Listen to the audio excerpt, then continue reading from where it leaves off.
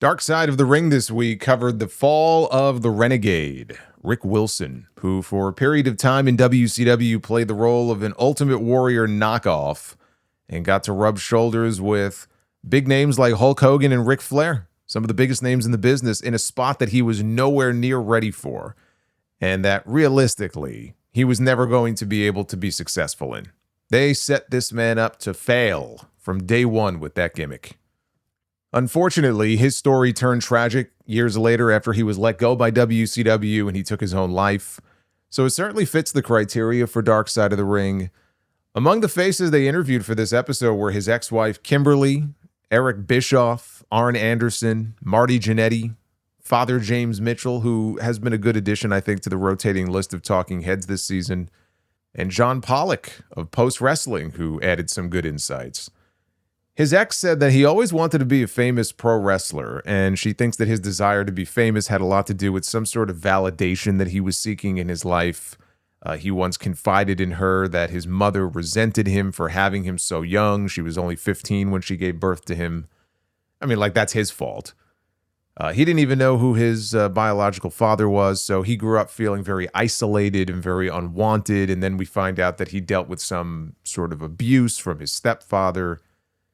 But he ended up growing his hair out, he built his physique up, and then he joined his friend's exotic dance troupe called Ultimate Fantasy. So think Chippendales dancers. That's basically what it was.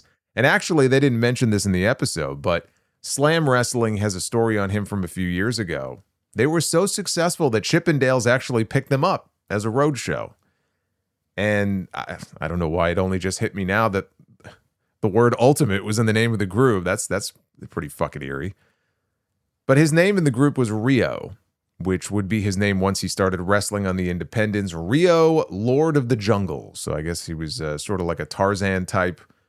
That's the name he went by for the one dark match that he had in the WWF against the Brooklyn Brawler. But I guess they weren't interested in him. I mean, to be fair, even before he went to WCW, he was already dressing like the Warrior with the tassels and everything else on the indies, and he just looked so much like him that everybody saw it. You know, what blew my mind was seeing the footage in the episode, which I never even knew existed, of the Warrior himself endorsing him on the microphone and praising him at an independent show. That would have been around the same time.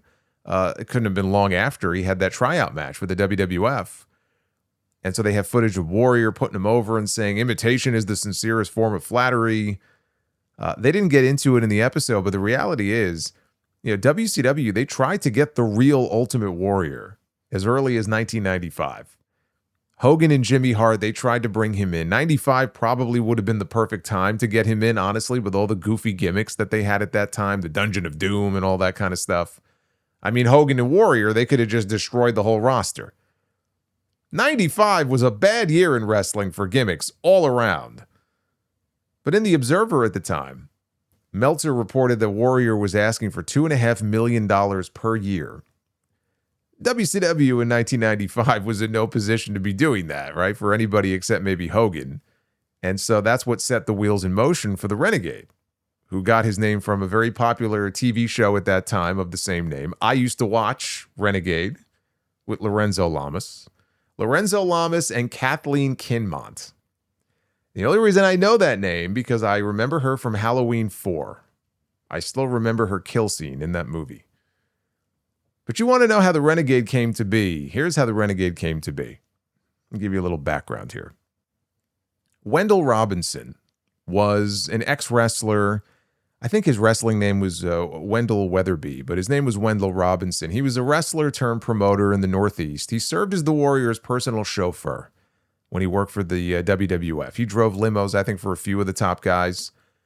But he got very close with the Warrior, and you know, he even took care of Warrior's house out in Arizona. He lived there when Warrior was on the road. Robinson happened to mention Rick Wilson to Jimmy Hart in a conversation that they had on the phone once. And he sent Jimmy a video of his matches. And Jimmy couldn't believe how uncanny the resemblance was between the two of them. And he told Hogan, hey, look, we got our Ultimate Warrior here. And that's how it came to be that he got his big break in WCW. So he could thank the Warrior. He could thank the Warrior's old driver for that. But they aired vignettes on TV with Hogan teasing an ultimate surprise. Gee, I wonder who the fans will think it is. He actually did, literally in one of the vignettes, say, hey, Ric Flair, this surprise is not the Ultimate Warrior. And I guarantee you that had more to do with legal reasons than anything else. It's like when Bischoff had Hall and Nash at the Great American Bash admit that they were not working for the WWF, like they weren't double agents who were coming in to invade. But then he talked about having an ultimate surprise. It was like, let's just get the formalities out of the way and just say, oh yeah, it's not the Ultimate Warrior. But then we'll spend the rest of the promo with the guy behind Hogan. You can barely see him. It's like a silhouette. They have all of this dry ice and smoke that's like obscuring him. And he's still using the word ultimate. It's like, oh, he's not the Ultimate Warrior, but we want you to think it's the Ultimate Warrior. Why they thought that this would go over well is a question better asked to Hogan, who's dead, or Jimmy Hart, who was not interviewed for this. But this was bad. Like fake Razor and Diesel bad. But they debuted him with Hogan. There's no higher spot on the card to be in other than the spot that Hogan's in. I mean, they threw this guy right into the deep end of the pool and told him to swim. Only problem is they never taught him how to swim.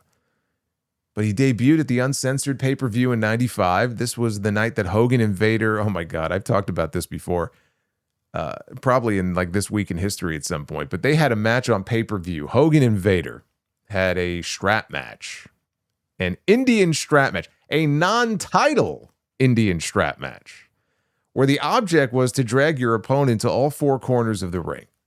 Except somehow, Ric Flair ended up being strapped to Hogan at the end of it, and Hogan dragged Flair to all four corners and won the match.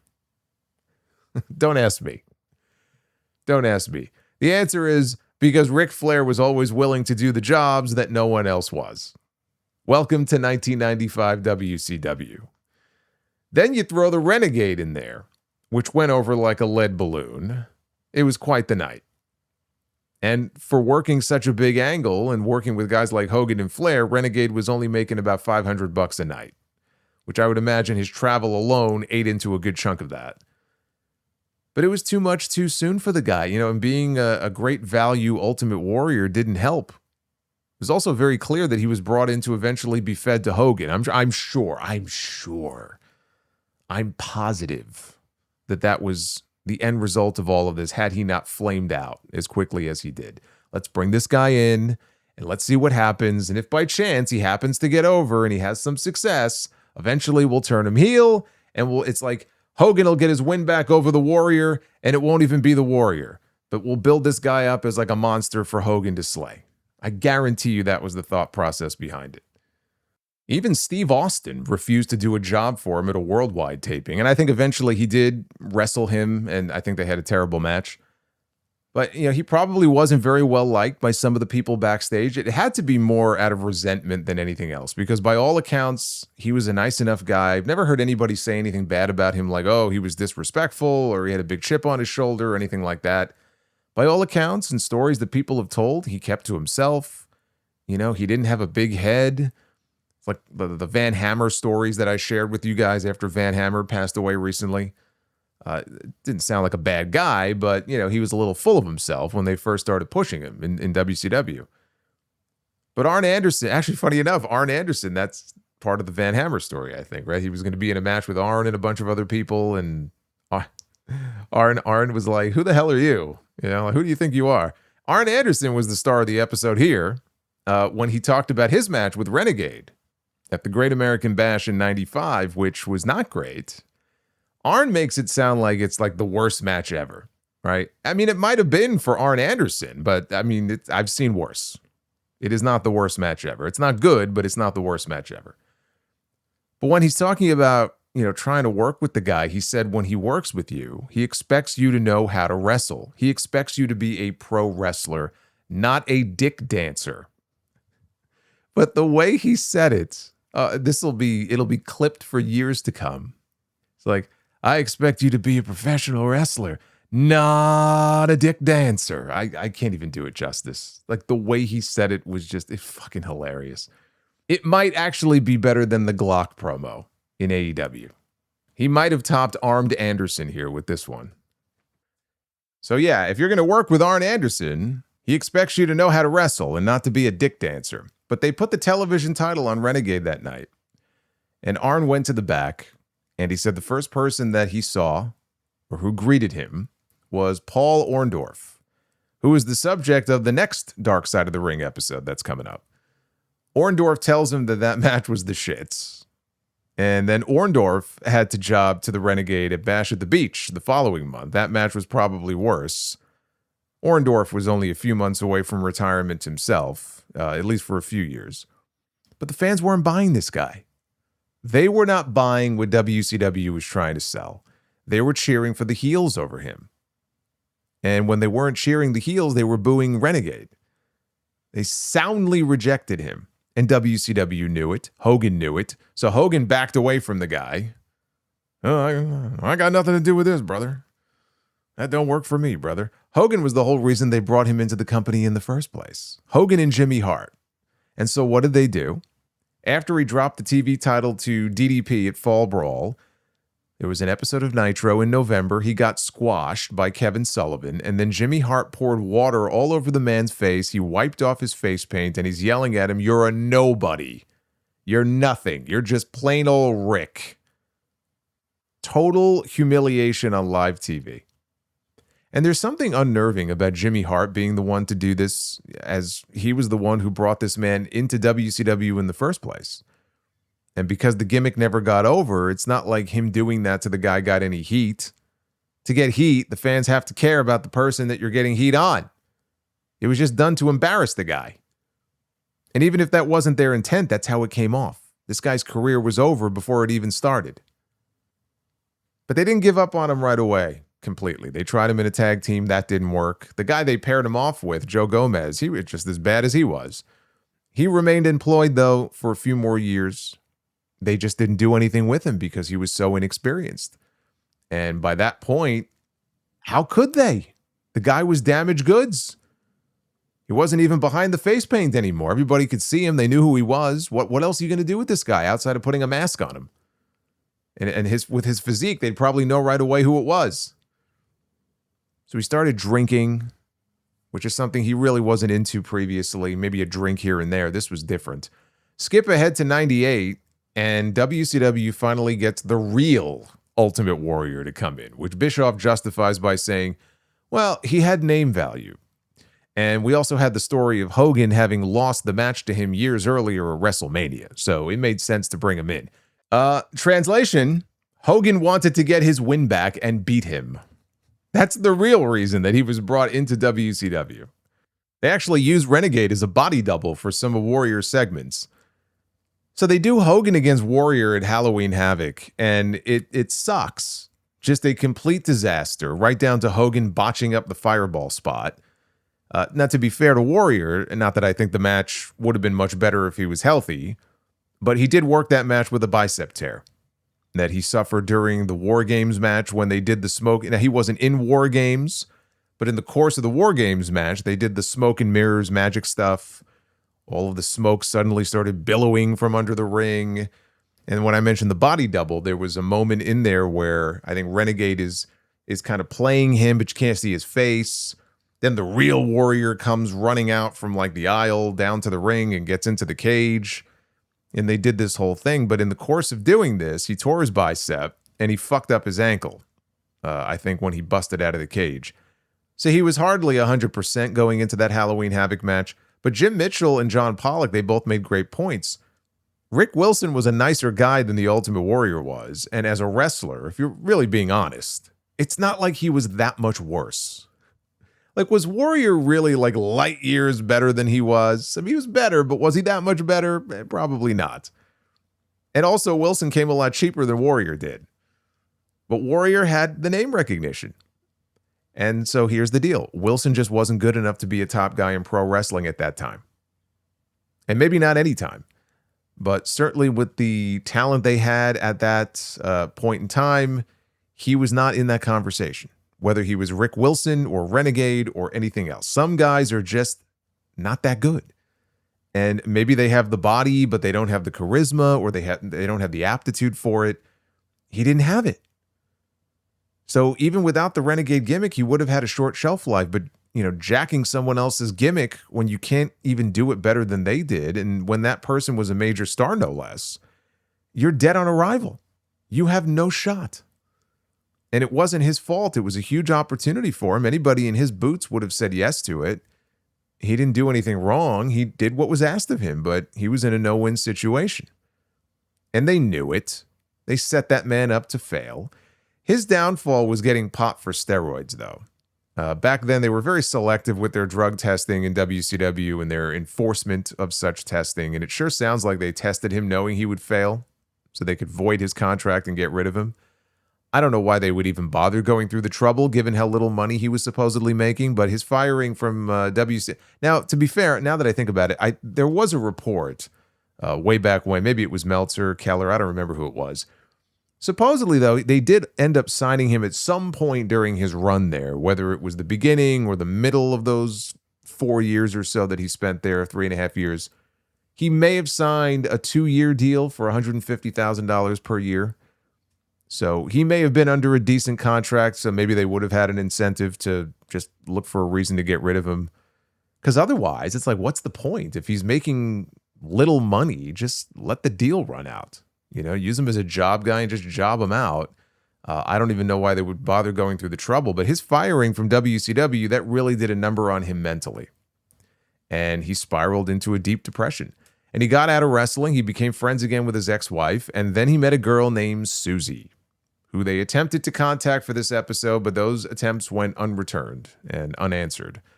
Susie was a stripper that Rick met who worked at the Gold Club in Atlanta, which I assume is the same Gold Club that was mobbed up, where the owner was indicted years ago for racketeering and prostitution and money laundering and a bunch of other things.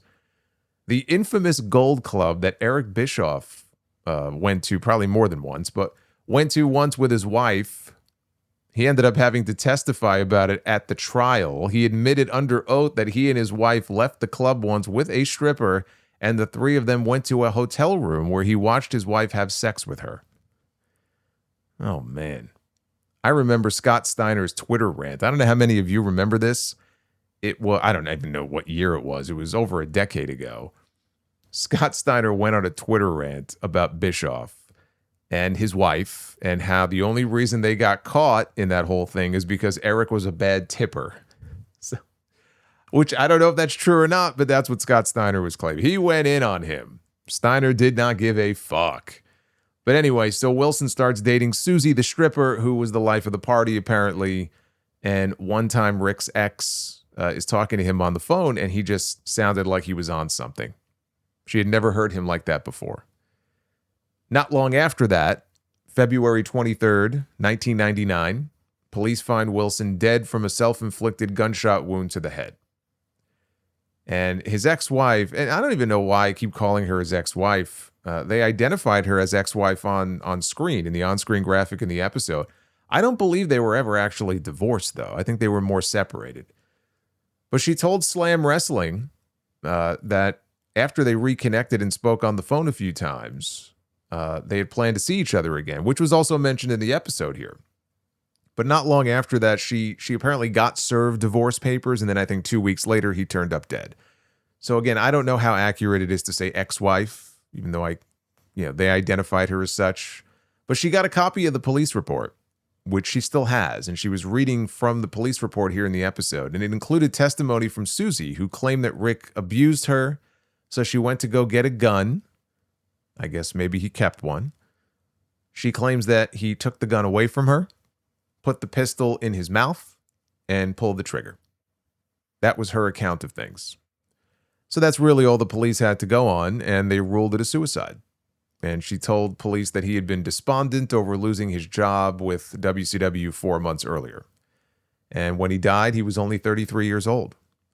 Very, very young. So not one of the stronger episodes this season. I did learn some things about the man that I didn't know before as far as his upbringing. WCW does not come across well in this episode, but they did keep him employed for almost 4 years. It's not like after they shit-canned the Warrior knockoff stuff and, Jimmy Hart wiped the face paint off his face, that they just fired him. So it seems like they at least tried to give him a chance to improve, or they tried to salvage something with the guy, and it just never happened. I know they sent him to the power plant for a period of time. I don't know if he just stopped going, but it didn't seem to make much of a difference.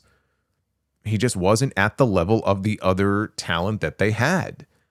And they had a lot of really talented young guys on that roster at the time. You couple those younger names and the cruiserweights and all that with the marquee names, and where does a green guy like Renegade fit in? Doing jobs until they fire him, basically. I mean, it sounds harsh, but there's no lies in what I'm saying here. And that's exactly what ended up happening. And he had a very difficult time accepting that. There are hundreds of wrestlers, thousands, that have tried to make it and failed, and they don't all go down the same path that he did. So he clearly had other issues going on in his head or in his life that contributed to what happened. I don't know if it's fair to lay it all at the feet of WCW, but they certainly played their part in the whole thing. They used him, it didn't work out, and so he outlived his usefulness to them. And it's tragic that at 33 years old, he felt like his life wasn't worth living anymore, when there's lots of life to be lived outside of wrestling. But when you're in that world, you don't always think that way. He grew up a wrestling fan. He wanted to be a pro wrestler. And to be thrust into the position that they put him in that quickly and just have it taken away from you just as quickly, it messes with your head. And it sounds like his childhood didn't set him up well to be able to handle that kind of rejection and disappointment, and that's a real shame. But we got 3 episodes left to go this season. Up next is Paul Orndorff, then it's Missy Hyatt, and they close with Zach Gowen. I hope they tell the story of John Laurinaitis initially hiring the wrong one-legged wrestler. Yeah, that actually happened.